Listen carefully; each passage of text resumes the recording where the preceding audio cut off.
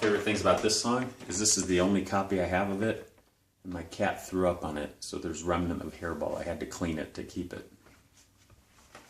Love it.